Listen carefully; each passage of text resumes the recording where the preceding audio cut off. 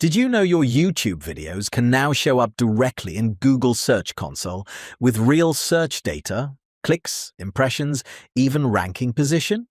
In this video, I'll show you exactly how to connect your YouTube channel to Search Console, step by step.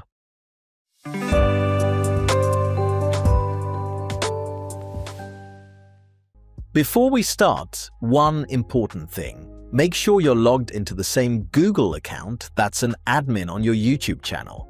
If you're logged into the wrong account, you won't see your channel show up later, so double-check this first. Head to Google Search Console and click Start Now to log in with your Google account. If you already have a verified website or domain property set up, like I do, you'll land on this screen showing your existing properties. Click the drop-down at the top left and under your property list, click Add Property. Now here's the new part. You'll see a new property type option that wasn't there before. YouTube. Select it. Choose the right channel from the list. If you manage more than one, make sure you pick the correct one here.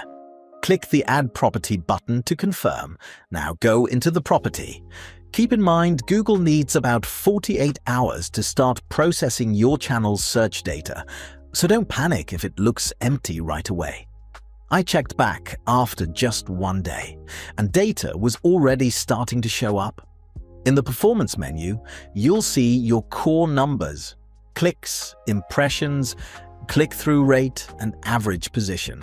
Exactly like a website property in Search Console.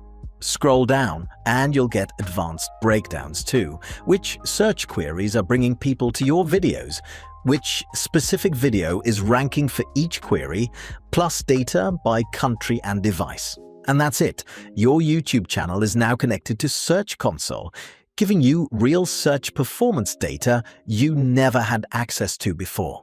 If you found this useful, subscribe for more analytics and digital marketing tutorials, and I'll see you in the next one.